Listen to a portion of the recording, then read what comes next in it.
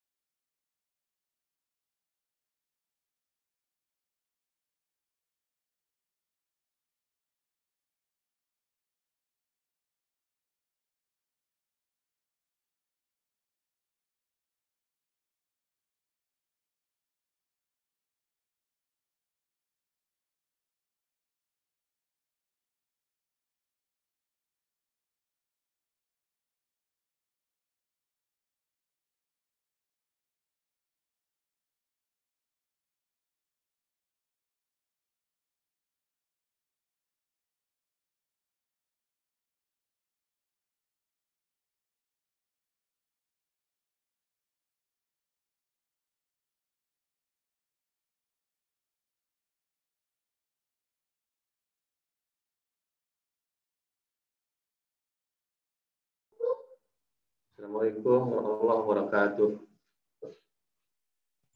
Waalaikumsalam, Bapak. Enggak dilajeng, ini cek sound saja. Suara saya jelas ya? Ya, Pak, jelas. Ayo ya jadi moderatornya. Iya, Pak. Oke, mangga lanjut. Nah, baik. Kepada peserta, di sini terdapat pengumuman mengenai infak cinta tutorial. Nah, barangkali ada yang belum tahu apa itu infak cinta tutorial.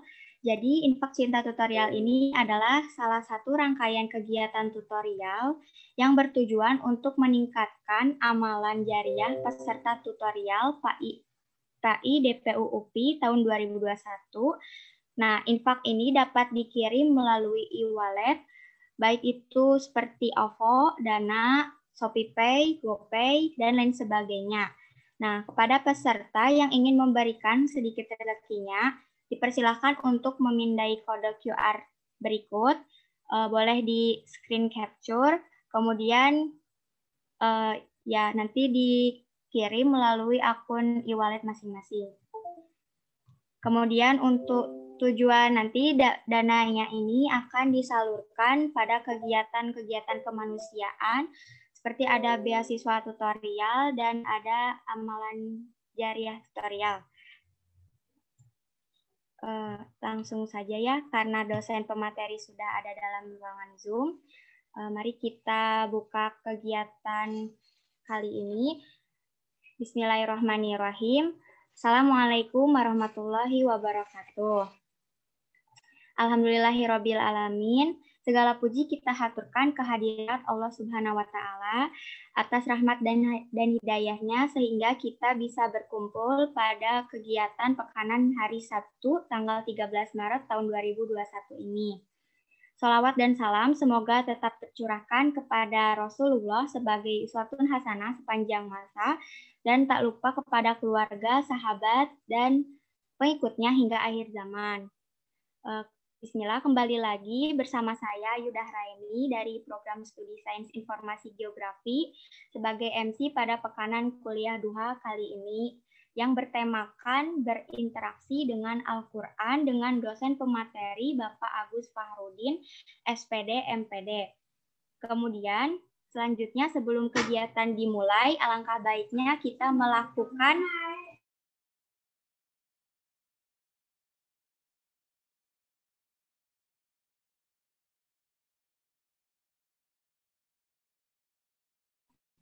mohon maaf sebelumnya ada gangguan. Baiklah, sebelum kegiatan dimulai, alangkah baiknya kita melakukan jargon terlebih dahulu. Apabila saya berkata tutorial, maka kalian menjawab cerdas, ikhlas, istiqomah, Allahu Akbar. Mangga kepada para peserta untuk mengaktifkan mikrofonnya terlebih dahulu. Langsung saja ya. Yang peserta yang belum mengaktifkan mikrofon diharapkan untuk mengaktifkan mikrofonnya dulu untuk melakukan jargon.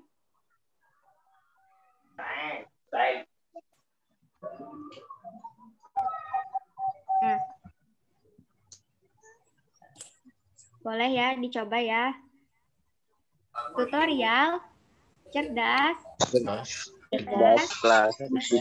Seikhlas sesuai Allah. Nah, mungkin udah ya cukup karena untuk mengefektifkan waktu, langsung saja saya akan membacakan CV pemateri pada hari ini terlebih dahulu. Nah, dosen narasumber kita ini sekarang adalah Bapak Agus Fahrudin, SPD MPD. Beliau lahir di Bandung pada 17 Agustus tahun 1976.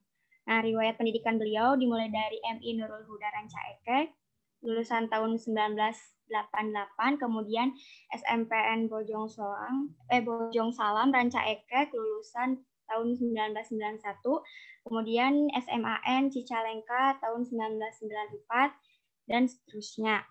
Hingga sekarang menjabat sebagai Ketua Yayasan Pendidikan dan Sosial Nurul Huda Ranca Ekek, kemudian sebagai Ketua Penyelenggara Tutorial PAI SPAI UPI. Oke, lanjut saja. Sesi pematerian dari Bapak Agus Fahrudin, SPD MPD. Saya persilahkan, Pak. Terima kasih. Bismillahirrahmanirrahim. Assalamualaikum warahmatullahi wabarakatuh. Assalamualaikum warahmatullahi wabarakatuh. Alhamdulillah, wa syukurillah, wassalatu wassalamu ala rasulillah, wa ala alihi, wa sahbihi, wa wala, amma ba'd.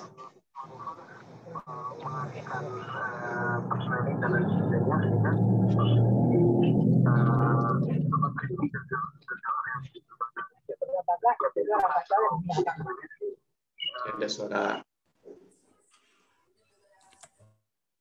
Ya, terima kasih.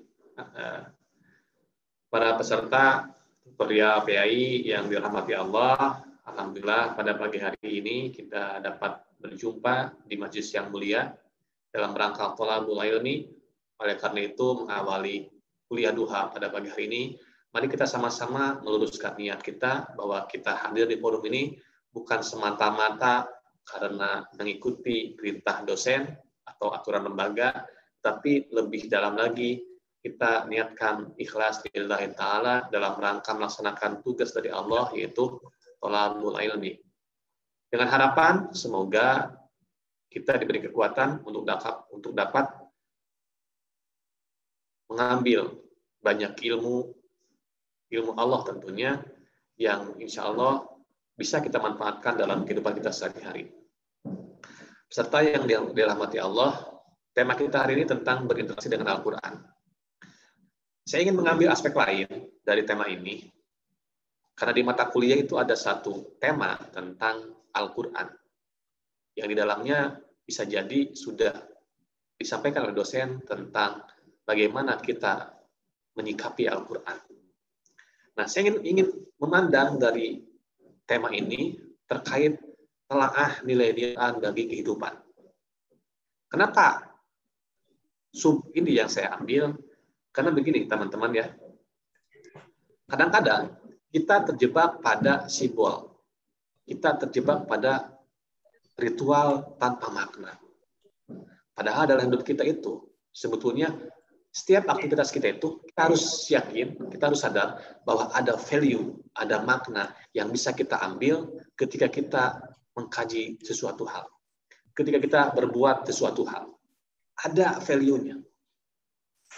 Termasuk pada pagi hari ini. Pagi hari ini Anda semua ada di room ini. Anda harus tanya, apa value bagi saya ketika saya mengorbankan waktu untuk hadir di room ini. Maka ketika Anda niatnya sekedar memenuhi persyaratan akademis, Anda hanya akan mendapatkan itu. Tapi kalau niatnya Anda ingin menggali ilmu, maka Anda akan mendapatkan itu. Innamal a'malu binniyat. Sesungguhnya amal tergantung dari niatnya. Wa innamal likulli imrin ma nawa. Dan setiap perkara itu juga tergantung dari niatnya. Oleh karena itu, maka memahami value, memahami meaning, memahami makna dari setiap aktivitas dari segala hal dalam kehidupan kita, itu akan memberikan faedah yang besar buat hidup kita. Termasuk, kenapa kita harus berinteraksi dengan Al-Quran? Apa sih nilai-nilainya bagi kehidupan kita? Nah, kita pelajari, kita kaji sama-sama pada pagi hari ini. Next slide selanjutnya. Pertanyaan pertama, saya menyampaikan dengan pertanyaan ini. Sebetulnya apa sih nilai Al-Quran bagi kehidupan kita? Ya. Kalau normatif, Anda belajar. Anda sudah belajar secara normatif tentang Al-Quran itu apa. Tapi secara nyata, pertanyaannya adalah, bagi Anda sendiri, apa sih nilai Al-Quran itu bagi kehidupan Anda? Nah, misalnya nih, coba ada yang mau jawab pertanyaan ini? Secara jujur, dalam diri Anda, sebetulnya apa sih nilai Al-Quran bagi kehidupan Anda? Izin menjawab, Pak. Oke, silakan. Ya, mohon maaf sebelumnya saya off-cam karena kendala jaringan. Jadi kalau Al-Quran itu menurut saya itu di kehidupan saya itu adalah sebagai alatif atau penyembuh gitu. Yang dimana Al-Quran itu adalah penyembuh bagi segala penyakit, itu mau itu penyakit hati ataupun penyakit secara fisik. Secara kita tidak sadari bahwasanya apabila kita sedang risau atau hati kita itu sedang tidak tenang, itu tuh sebenarnya nggak usah galau, kita nggak usah pikir-pikir kalau misalnya lagi sedih segala macam. Cukup ingat Allah gitu. Cukup kita itu ingat Allah dengan membaca Al-Quran. Insya Allah apabila hati kita khusus saat membaca Al-Quran, hati kita itu akan selalu tenang karena kita selalu bersama Allah. Terima kasih Bapak. Oke, terima kasih Fadila. Al-Quran itu obat bagi saya. Nah, itu kata Fadila tadi ya. Nah, bisa jadi ini adalah nilai yang penting bagi Fadil karena Fadil sudah merasakan itu. Bahwa ternyata ketika hati galau, ketika hati sedang gundah gulana, resah, gelisah, banyak pikiran, banyak beban, membaca Al-Quran membuat hati menjadi tenang. Al-Quran sebagai syifa, sebagai obat. Ada yang lain yang punya pendapat, bukan pendapat secara normatif ya, tapi yang real bagi kehidupan Anda, apa sih nilai Al-Quran bagi kehidupan Anda? Ada lagi yang mau?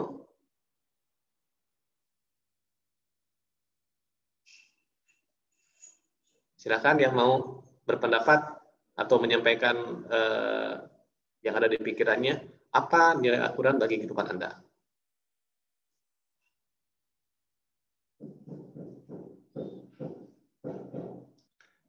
Kalau tidak ada, saya akan tunjuk. Nah, karena saya ingin ini harus dijawab supaya kita bermakna materi kita. Tadi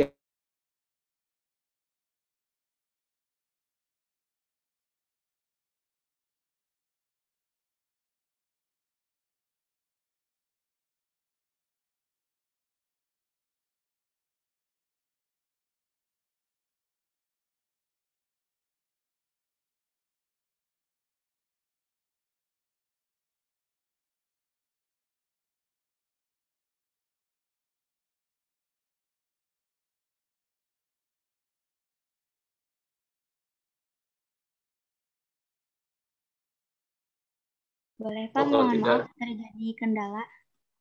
Oke, dari saya aja ya. Bukannya.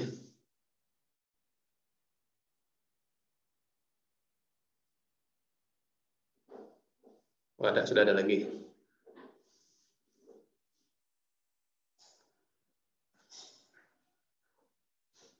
Oke, selain keduanya. Ketika tadi Anda menyebutkan bahwa Al-Quran itu adalah obat. Al-Quran itu penenang jiwa. Pertanyaan kedua adalah, mengapa Al-Quran bernilai bagi kehidupan Anda? Mengapa Al-Quran bisa menjadi obat? Mengapa Anda bisa tenang ketika baca Al-Quran? Oke, kira-kira yang dua orang tadi bisa jawab nggak? Kenapa Anda kok bisa merasa tenang ketika Anda baca Al-Quran? Tahu nggak alasannya? Izin menjawab, Bapak. Oke, silakan. Ya, kalau menurut saya pribadi gitu, mengapa Al-Quran itu bernilai bagi kehidupan kita, terus mengapa sih Al-Quran itu bisa dijadikan obat hati atau penenang itu? Nah, kalau menurut saya pribadi itu sudah tercantum di dalam ayat-ayat Al-Quran, dan itu pun perkataan Allah sendiri bahwasanya Al-Quran itu adalah penyembuh bagi seluruh orang yang membacanya gitu. Bahkan di dalam Al-Quran itu terkandung isi bagaimana caranya kita itu untuk selalu tenang atau selalu berserah diri kepada Allah.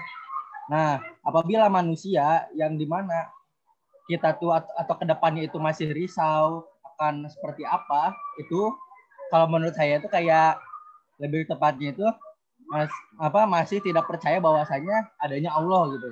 Bahkan kan kita juga kan kadang-kadang suka apabila tugas nggak selesai, deadline udah dekat lagi gitu. Terus kalau kita takut akan mendapat nilai jelek, sebenarnya itu nggak usah takut. Sebenarnya itu tuh semuanya sudah ditentukan oleh Allah di Lauhul Mahfuz. Yang penting lebih utamanya kita itu harus berikhtiar. Jadi kita setelah kita sudah berdoa, kita itu harus berikhtiar. Lebih tepatnya berusaha. Jadi intinya dari Al-Quran itu bernilai bagi kehidupan saya, penenang hati itu bahwasanya di dalam Al-Quran itu penuh dengan perkataan-perkataan Allah yang dapat menenangkan hati kita, yang dicontohkan kepada Nabi kita sendiri, bagi Nabi besar kita Rasulullah saat Isra Miraj, yang dimana dalam keadaan Isra Miraj itu Nabi Muhammad itu atau Rasul kita itu sedang mengalami kegalauan yang besar, ditinggalkan oleh istrinya dan pamannya. Terima kasih. Oke, terima kasih Fadil. Febri, ada komentar Febri? Mengapa Febri menjadi tenang ketika berinteraksi dengan Al-Quran?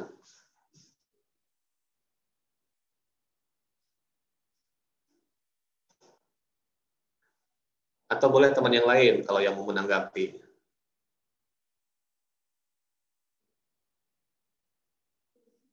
Mengapa Al-Quran itu bernilai bagi kehidupan Anda? Alasannya apa? Tadi Fadil menyampaikan alasan normatif ya, karena di Al-Quran juga sudah dijelaskan tentang apa fungsi dari Al-Quran itu sendiri. Baik, intinya adalah bahwa nilai Al-Quran itu bukan sebatas ritual simbolis, tetapi ada nilai aktual praktis yang bisa melahirkan makna dari Al-Quran itu sendiri. Nah ini, sekali lagi, Al-Quran bukan hanya sebatas ritual simbolis. Bukan hanya simbol, bukan hanya ritual, tetapi ada nilai aktual praktis, ada pengamalan di situ. Jadi kalau Anda kembali ke contoh tadi, ke laptop misalnya, di laptop itu masing-masing ada simbol-simbol, ada fitur-fitur. Bermakna tidak fitur-fitur itu? Ya, Alfriza punya laptop kan ya? Punya Pak. Nah, apakah Alfriza paham semua fitur yang ada dalam laptop itu? Paham Pak. Apa fungsi F1, F2, F3, F4, ada tanda-tanda panah, ada tanda-tanda segala macam. Itu adalah fitur-fitur simbol-simbol. Nah, banyak orang Islam yang melihat Al-Quran itu seperti kita melihat laptop tanpa tahu apa fungsinya. Kita hanya melihat ada fungsi F1, F2, F3, dan tidak pernah kita gunakan fungsi-fungsi itu. Tidak pernah digunakan fungsi itu. Kenapa? Karena kita tidak tahu bahwa itu ada fungsinya, ada maknanya. Ya, betul nggak Nabila?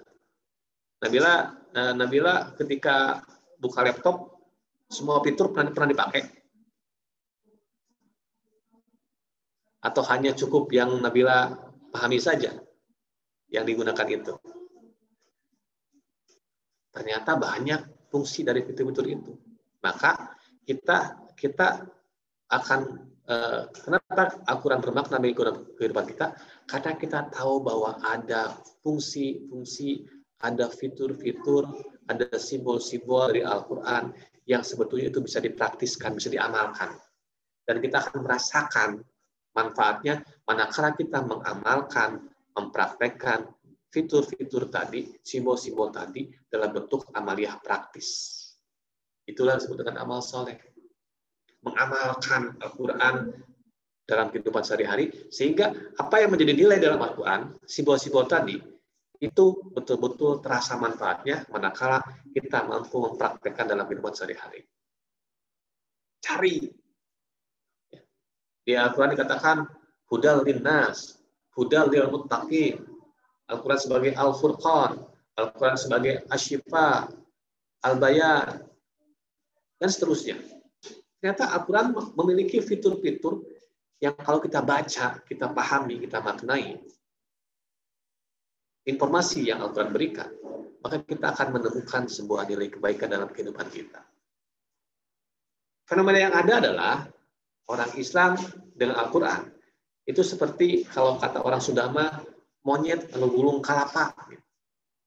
Dia hanya bisa pegang kelapa, hanya tahu itu kelapa dipegang, tapi tidak merasakan manfaat dari kelapa itu. Bahwa air kelapa itu menyegarkan, bahwa dagingnya itu lezat dan bisa membuat tubuh kita sehat, bahwa batok kelapanya juga bisa dimanfaatkan, bahkan kulit luarnya pun bisa dimanfaatkan. Tapi karena pengetahuan kita yang terbatas, sehingga kita hanya bisa bangga dengan Al-Quran sebagai simbol, tetapi tidak pernah bisa merasakan manfaat dari Al-Quran itu ketika kita hanya sebatas menganggap Al-Quran sebatas ritual simbolis tanpa ada amaliyah praktisnya. Ya, sekali lagi ya. Jadi nilai Al-Quran bukan sebatas ritual simbolis, tetapi ada nilai aktual praktis yang bisa melahirkan makna dari Al-Quran itu sendiri. Oke, next slide selanjutnya.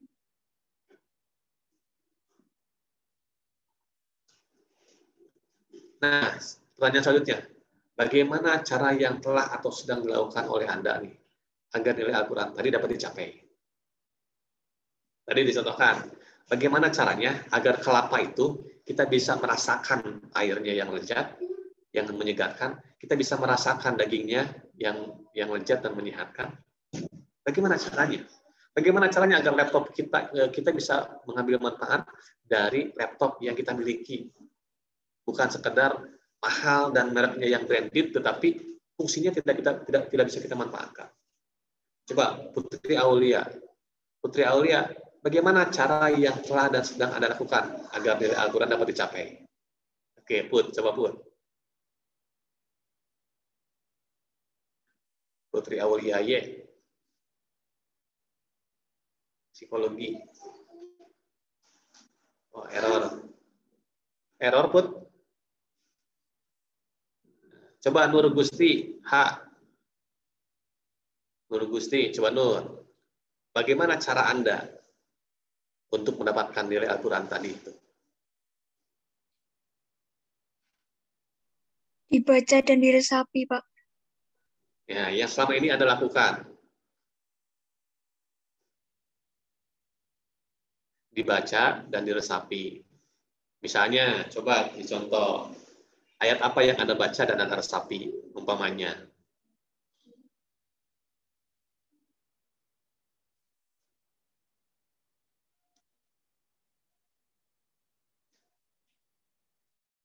Nah, misalnya gini, Sasa Dewi ya. Sasa, kalau ada ayat yang kemudian saya bacakan, umpamanya ayat yang gampang lah.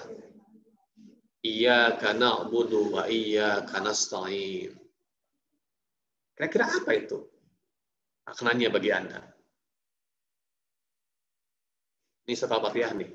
Iyyaka na'budu wa iyyaka nasta'in. Hanya kepada Engkau kami beribadah, dan hanya kepada Engkau kami memohon pertolongan. Kira-kira apa tuh maknanya bagi kehidupan Anda?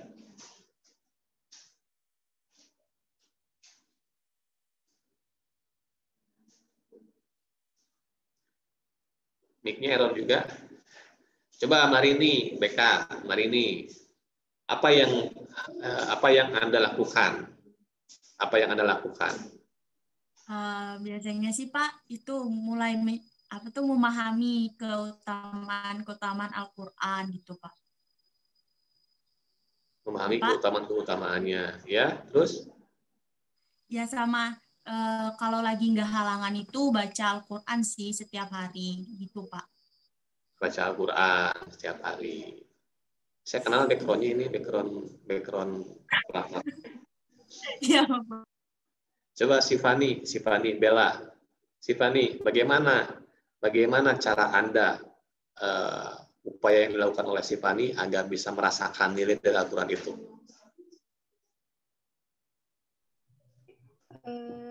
menurut saya tuh selalu membersamainya gitu.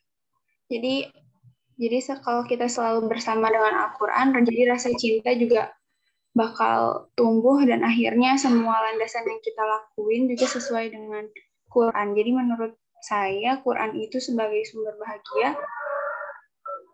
Jadi kebahagiaan saya ada di Al-Quran. Oke, jadi intinya pengakuan itu butuh pembuktian. Ketika Anda mengaku beriman kepada kitab suci Al-Quran, maka harus dibuktikan. Kalau yakin bahwa Al-Quran itu petunjuk, hudal linnas, hudal lil muttaqin, maka carilah petunjuk itu. Dapatkan petunjuk itu. Sehingga Anda betul-betul membuktikan ketika Anda mengaku seorang muslim, Anda mengaku orang beriman, dan mengaku menjadikan Al-Quran sebagai kitab suci, menjadikan Al-Quran sebagai pedoman hidup, maka buktikan. Dengan cara apa? Ya pelajari isinya. Nah, mempelajari isinya tidak cukup hanya dengan membaca. Membaca hanya satu aspek saja. Meski kenyataannya banyak orang Islam yang juga belum bisa baca Quran. Termasuk mahasiswa UPI nih. Mahasiswa baru UPI, banyak yang belum bisa baca Quran dengan benar ya. Artinya, interaksi Anda dengan Al-Quran harus diperbaiki supaya bahasa Anda betul-betul bahasa Al-Quran. Logat Anda, logat Arab yang memang diatur dalam ilmu tajwid. Makharijul hurufnya harus betul. Membaca itu baru satu interaksinya. Nanti maju ke tahapan selanjutnya, memahami apa artinya. Minimal terjemahnya dulu, kemudian tafsirnya, dan yang paling penting adalah bagaimana Anda mengamalkan setiap petunjuk yang Allah berikan melalui Al-Quran tadi. Misalnya ketika Allah mengatakan di Al-Quran, wasta'inu bis-sabri was-shalah wa innaha lakabiratun illa 'alal khashiyin. Minta tolonglah kepada Allah dengan perantaraan sabar dan sholat. Dan sesungguhnya itu sulit, berat, kecuali bagi orang-orang yang khusyuk. Nah, kira-kira nih, Salma Fairuz, Salma, kalau Salma mendengar ayat tadi, wasta'inu bis-sabri was-shalah, kata Allah, kalau Salma lagi banyak beban hidup, lagi boring, lagi terlibat masalah, maka minta tolonglah kepada Allah. Dengan cara apa? Bis-sabri was-shalah, dengan cara sabar dan sholat. Nah, gimana tuh Salma mempraktekannya? Kalau Salma Fairuz lagi galau nih, kata Allah, minta tolong dengan sabar dan sholat. Bagaimana tuh wujudnya, Salma? Kalau yang saya lakukan ketika saya sholat, saya benar-benar menyerahkan masalah saya kepada Allah. Kayak seperti di sujud terakhir, misalkan benar-benar bercerita, berdoa, memohon kepada Allah. Kurang lebih seperti itu. Oke, jadi menjadikan sholat sebagai wasilah komunikasi ya, sama berkomunikasi dengan Allah. Kalau Rasulullah itu langsung di Sidratul Muntaha bertemu dengan Allah, maka Salma cukup dengan sholat. Karena yang bisa Isra Mi'raj hanya satu orang, Rasulullah, dan tidak akan berulang 2 kali. Kita umatnya hanya bisa menikmati oleh-oleh dari Isra Mi'raj, yaitu sholat. Maka betul kata Salma tadi, bagaimana menjadikan sholat sebagai penolong adalah ketika sholat kita dijadikan sebagai media komunikasi antara hamba dengan Khaliknya, antara makhluk dengan Khaliknya. Salma Fairuz, jangan biasakan bersandar pada manusia. Karena manusia bisa jadi esok hari dia akan meninggalkan Salma, dan Salma akan terjatuh ketika menyerahkan sepenuh raga pada orang lain. Maka serahkanlah beban hidup kita hanya kepada Allah, karena Allah lah yang tidak akan pernah meninggalkan kita. Peristiwa Isra Mi'raj itu diantaranya terinspirasi oleh suasana kebatinan Rasulullah yang bersedih hati ketika ditinggal wafat oleh istrinya Khadijah dan oleh pamannya Abu Thalib. Dan Allah menyadarkan bahwa Allah Maha Kuasa, Allah lebih dari segala-galanya. Ketika kita kehilangan, maka Allah tidak akan pernah hilang. Dan sholat itu menjadi media komunikasi kita dengan Allah. Nah, lantas apa yang harus diperbaiki atau ditingkatkan dalam berinteraksi dengan Al-Quran itu? Nah, di sini saya ambil kata kuncinya, bermuhasabahlah. Apa yang kurang dari diri kita selama ini dengan Al-Quran? Apakah yang tadi saya sampaikan itu dirasakan? Menurut Sifani, Bella, yang tadi saya sampaikan itu kira-kira fenomenanya ada tidak bahwa umat Islam lebih banyak menjadikan Al-Quran sebagai simbolik ritual tanpa berupaya menggali nilai-nilai makna di dalamnya. Betul nggak sih, Fani? Betul, Bapak. Tapi memang kebanyakan orang-orang itu gimana ya? Maksudnya mereka cuma beridentitas doang sebagai Muslim, terus emang simbolnya itu sebagai Al-Quran, sebagai kitabnya. Tapi kebanyakan orang juga yang masih tak acuh gitu untuk mendalami agamanya. Kira-kira kenapa orang bisa begitu? Sip. Kurangnya pemahaman, Pak. Nah, berarti kalau kurang paham harus gimana tuh?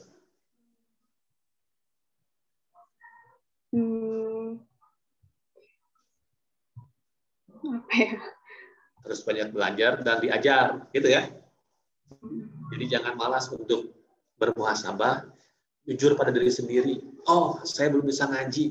Ketika Anda belum bisa baca Quran sebagai level terendah dalam interaksi dengan Al-Quran, maka ya belajar. Jujur, saya belum bisa ngaji saya masih belepotan, belum benar. Kalau sadar belum benar, maka belajar. Selama masih ada napas dalam diri Anda, selama nyawa masih bersatu dengan jasad Anda, maka peluang untuk memperbaiki diri di sana akan ada.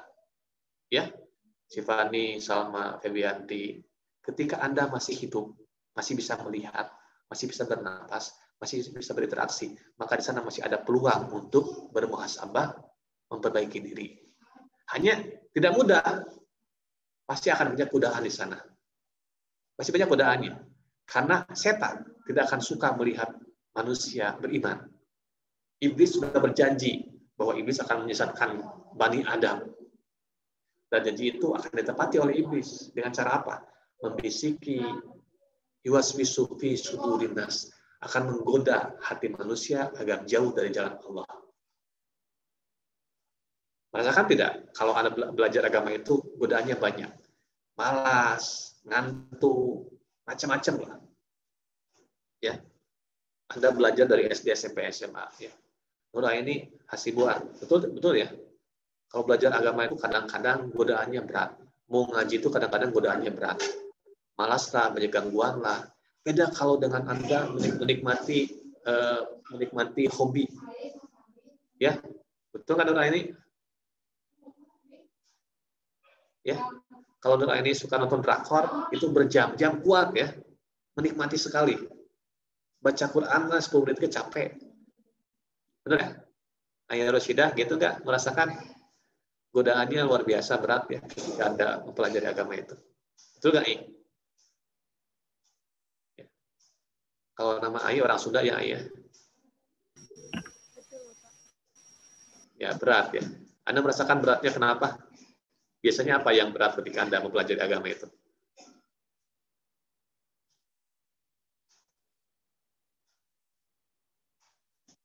Mungkin godaannya seperti lelah atau ngantuk, lapar.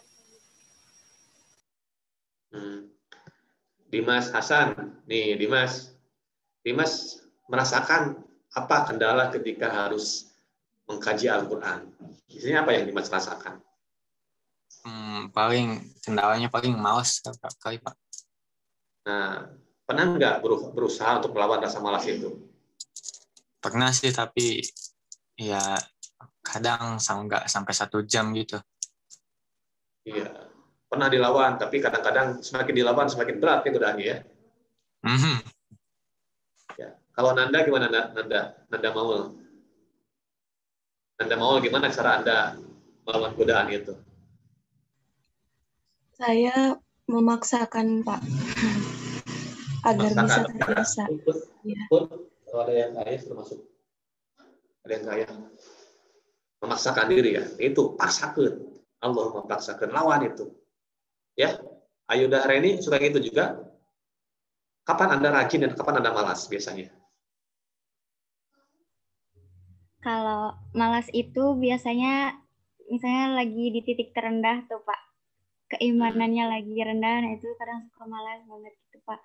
Kalau misalkan lagi semangatnya tuh kalau memang punya keinginan, nah baru semangat gitu Pak. Nah, kalau ada keinginan baru semangat. Kalau ada masalah baru semangat ya. Kalau lagi adem-adem kadang-kadang malas ya. Nah, mudah-mudahan tutorial ini juga Anda bisa melawan rasa malas itu ya. Karena insya Allah tutorial ini kegiatan universitas, tujuannya baik. Ingin membangun karakter mahasiswa UPI yang religius. Sehingga diperdalamlah, diperkuat nilai agamanya, supaya ketika Anda berhadapan dengan kehidupan kampus, kehidupan kota, Bandung, Anda bisa melawan godaan-godaan tadi. Ingat, menjadi anak kos itu bukan hidup yang sederhana. Banyak godaannya. Apalagi kalau Anda jadi anak kos yang nggak ada ibu kosnya. Merdeka untuk membawa siapa saja. Ya, apalagi yang punya pacar dibawa ke kosan berdua, wah itu godaannya luar biasa. Ya, kalau tidak pandai-pandai menjaga diri, setan akan terus menggoda. Ya, Muhammad Fajar, betul ya. Kalau lagi berdua sama cewek itu godaannya banyak sekali ya. Apalagi itu adalah orang yang sama-sama saling mencintai ya, Muhammad Fajar ya. Betul nggak, Jar? Betul.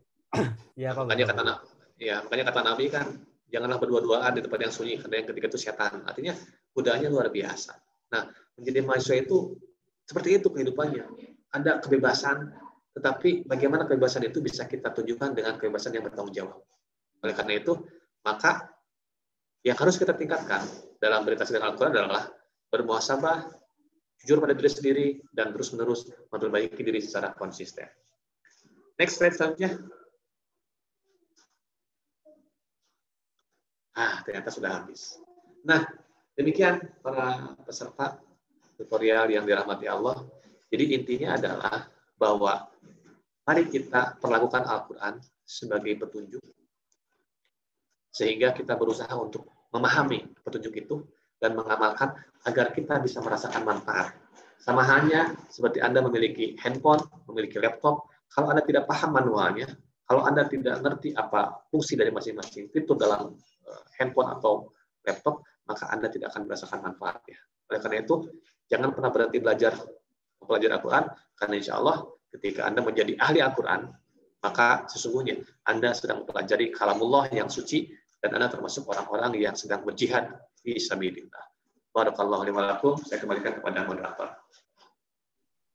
Terima kasih kepada Bapak Agus Fahrudin yang telah menyampaikan pemateriannya. Untuk selanjutnya ialah sesi diskusi. Kepada peserta yang ingin bertanya, dipersilakan untuk raise hand atau open microphone. Apabila ada yang terkendala mikrofonnya, boleh melalui fitur chat. Dipersilahkan, apakah ada yang ingin ditanyakan?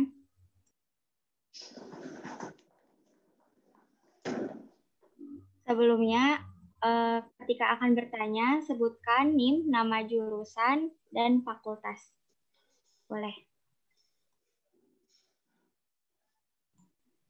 Mangga, apakah ada yang ingin ditanyakan terkait pematerian? Materi saya tadi semuanya pertanyaan ya. Jadi sudah ada 5 pertanyaan yang saya sampaikan tadi. Dan ini sebetulnya adalah pertanyaan yang harus Anda jawab. Jadi selesai tutorial ini, Anda langsung jawab diri sendiri. Jadi nanti slide-nya boleh di-share oleh pengurus ya, share ke teman-teman, supaya itu menjadi muhasabah. Menjadi pertanyaan yang harus Anda jawab, sehingga sekali lagi, kuliah ataupun belajar agama bukan hanya sebatas ritual, tetapi ada ikhtiar untuk menggapai kebaikan, nilai-nilai yang manfaat dari materi itu. Ya. Kalau tidak ada pertanyaan juga tidak apa-apa. Artinya kita bisa selesai lebih cepat ya, Pak Ayu ya. Kepada teman-teman, apakah ada yang ingin ditanyakan?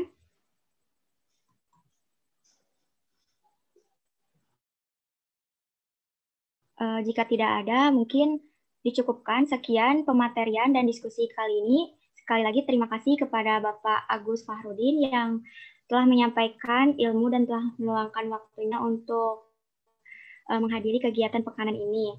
Nah, kemudian di sini saya akan membacakan kesimpulan dari pematerian hari ini, bahwasannya nilai Al-Quran ini bukan sebatas nilai ritual simbolis saja, tetapi harus diamalkan dalam kehidupan sehari-hari melalui amalan soleh-soleha dan tetap selalu melakukan muhasabah diri secara konsisten. Nah, kemudian akhirnya kita berada di penghujung acara, yaitu acara penutupan. Demikian rangkaian pekanan kuliah 2 HPI tutorial DPU UPI tahun 2021. Mari kita tutup kegiatan ini dengan ucapan hamdalah alhamdulillahirabbil alamin. Nah, kemudian saya ingatkan kembali apabila teman-teman akan melakukan infak, boleh untuk men-screen capture kode QR berikut ini. Nah, ini merupakan salah satu program yang bernama Infak Cinta Tutorial UPI, dan ini insya Allah dana yang teman-teman salurkan akan sangat bermanfaat bagi teman-teman yang membutuhkan. Mungkin cukup sekian, saya Ayu Dahraini pamit undur diri. Apabila ada perkataan yang kurang berkenan, mohon dimaafkan. Terima kasih. Wassalamualaikum warahmatullahi wabarakatuh. Diingatkan juga kepada peserta untuk melakukan presensi out terlebih dahulu sebelum meninggalkan ruangan Zoom ini. Oke, saya juga duluan ya. Terima kasih semuanya. Baik Pak, terima kasih atas ilmunya Pak.